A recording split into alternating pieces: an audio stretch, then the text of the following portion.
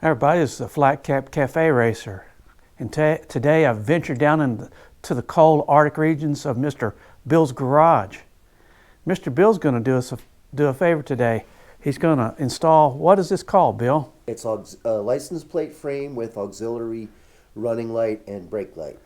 So we're going to show you that. We're going to show you a picture of what it looks like without it. Then we're going to show you after we get done how it looks. This is what the current stock Kawasaki brake tail light looks like, and this is what the brake light looks like. So you'll be able to see it when we get finished. Mr. Bill didn't think it was bright enough, so he's got me something else to go on here. We'll see how that looks. This install took about 3 hours. We added a few extra steps. I'll show you where. The first step is just to kind of test it to make sure it works before we even start. So there's the low, and then we'll test it for the high. We located the tail light harness. That's where we're going to tap into for the other light. Place into these wires right here. Okay. So you needed to, notch the license plate there for the wires to come through? So the wires don't get crushed by the license plate. So what you doing there, Mr. Bill? Putting a little piece of shrink tube right here at the end of the wires where it goes into the unit, just to give it a little bit of protection, from bending and flexing and maybe things, flying up and hitting it.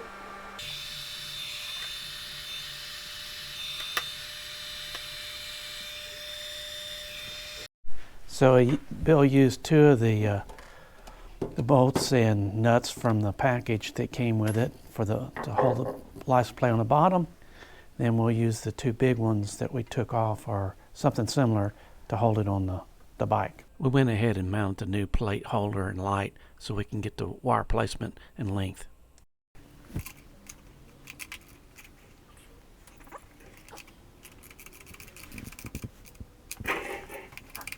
Now we needed to remove the tail light cowl, seat bracket, and some other things to get access to the wiring.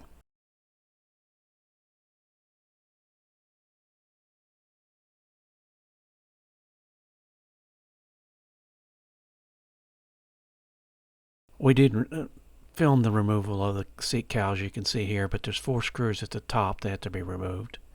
Then there's a pin on each side that has to pull out a little rubber grommet, just pull straight out on each side. Then there's one at the top, right underneath the cowl, that has to come straight up, pull out, and that may be a little stiffer. Needed to remove the seat brace with a latch mechanism.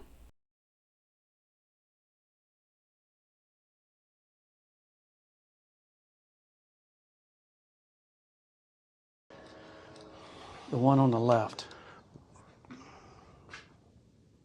That's the running light. And that's the brake light. That's the brake light. Yeah. I can show you again. Okay, so brake is blue. Running has the yellow. I did mention it here, but the right pin is the ground and it's a black wire. This is the point where we had the added steps. So were you thinking you were originally just going to run this up in here? So if I didn't disconnect it, you would just run the wires right up here and connect right to this. Yes, I would just tap directly right in with if we weren't going to use the disconnector. And the big question for you is, if you want the ability to take the license plate frame off,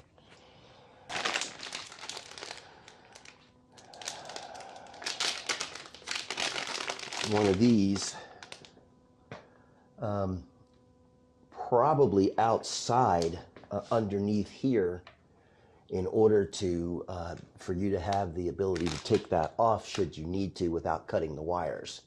Either that, or we have to drill a big enough hole to put the wires through that would go through as well. That's your choice. Just one of them going through? Just that one going through? Yeah, we can put the skinniest one. Probably the other one is fatter, that screws to it, that has the screw ring. Yeah. So we could design it so that this goes, yes, there's the notch. So these press together, they're waterproof, and then they screw together. So this part would be outside. Well, you just make it big enough hole for this to go through, right? Yeah. Okay, that's okay. So only that side, you know, because this side's obviously bigger with the Yeah. screw head on it. Yeah. You know, if you just make the hole big enough for the wire, you're not going to get a lot of water intrusion in it anyway. Well, there's four little drain holes in that plastic anyway. So that's the hole he's going to go through. It's one of the holes that's right already there. We measured the length of wire needed from the license plate holder to the first disconnect. Get a measurement before you pull that off.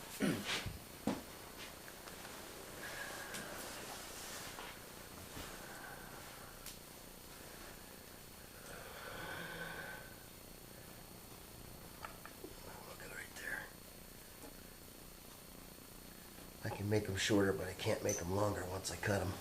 I had to remove the license plate holder again so we could solder the pigtail.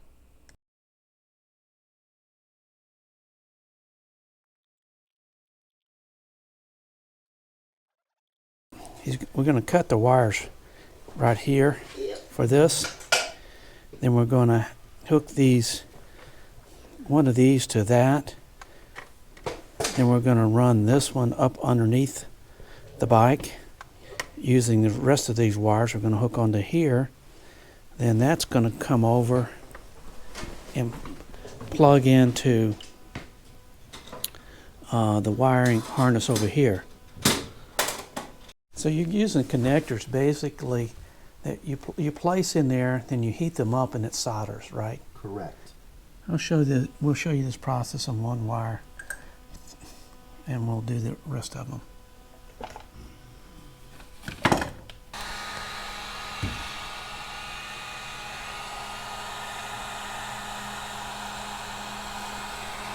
So the heat gun's heating up that solder, hopefully. It takes a little more time for the solder to melt than the plastic.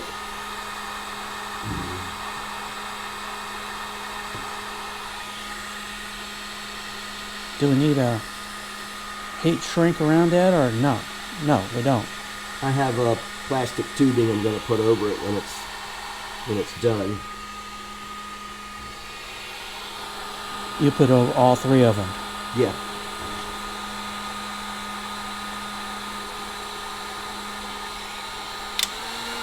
Tell the folks how you know it's when it's done. You'll see it melt. You'll actually see the solder melt. It'll go liquid.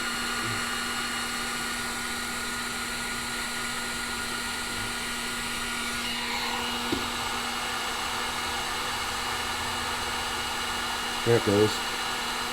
After the 3 wires of the pigtail were soldered, the wires were taped together in the pigtail to the license plate and reinstalled, but the plastic tubing not installed yet. We can now test fit the wire and adjust the hole size. So we end up adjusting it to enlarging it to 19/32. Bill then used the soldered connectors with the excess license plate wire cut off to the second watertight pigtail using the same process as before. So the wires we cut off, Bill is connecting it to the other pigtail. Then we'll run those wires up. It gives it the red, blue, and yellow wires. We'll run up and connect it to the harness on the bike. So you're going to take this piece that Bill has right there, and then we're going to connect it up to this piece here, just screw it together. That allows us to disconnect the license plate holder that we just put on. This is a few steps that if you didn't want to disconnect, you wouldn't have to do that. You could go directly to the wiring harness. As you can see here, the wires have been snaked up through the drilled hole at the bottom, and we're going to splice it together right there with the brake harness cable there. You see the wires are already peeled back. Back underneath here, what you have is the plastic cover we talked about putting on over the taped. So That's it's taped. I mean, the plastic cover goes all the way up, and actually the connector, watertight connector, is up in here, so that's well protected. So what we wanted to do, we haven't trimmed those wires off yet. We did put a plastic zip tie in there to hold those plastic tubing up against the fender there, so it doesn't get loose. I think it's really well done. Before we cut the wires, what we want to do is go ahead and run a continuity test, make sure that the connectors are still working well, and we'll do that by testing it on the battery, as we did at the very beginning. As you can see, the license plate light and tail light work, as well as the brake light. So now we feel confident in going ahead and cutting the wires. Actually, what I'm going to do is I'm going to cut a little bit of this away, and then I'm going to hard solder the correct wire, which would be the black.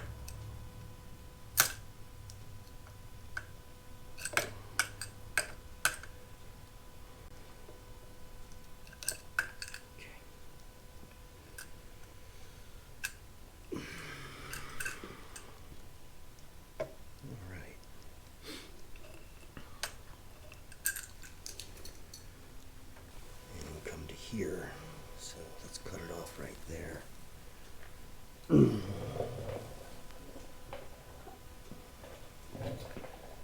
should be plenty.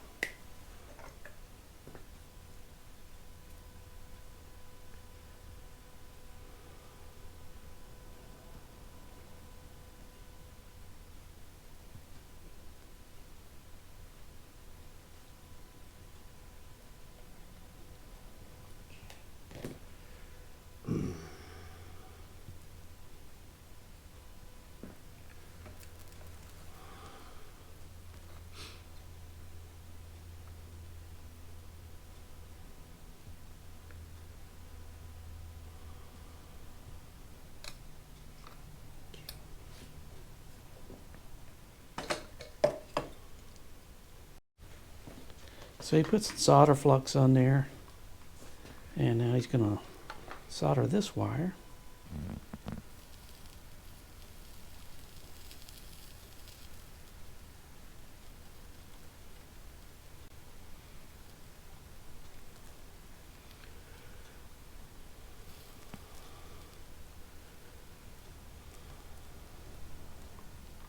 Okay. Okay, so all three of the wires are wired together now. Bill's going to put a little tape over this one here. Because we didn't cut the wire completely, we're not going to be able to heat shrink it, but we'll put some more tape around it. Yes. One of the good things about this, if the normal brake light or running light goes off, same thing with the license plate light, that doesn't affect the one we just put on, and vice versa. So you always have a duplicate brake light and tail light. Okay, so now I'm going to tape this all up real good.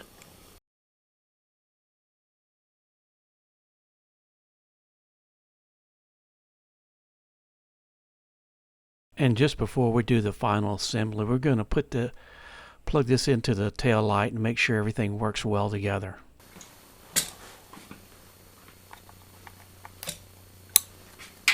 Okay. Tail light, brake light. Sweet. I really do appreciate Mr. Bill doing his hard work. Here's a stock running light and brake light there. And you can see the difference. Here's the new one, the running light. And here's the new one with the brake light. Big difference, I think. Thanks, Mr. Bill. Join me and my friends at Flat Cap Cafe Racer for riding and racing. Please subscribe.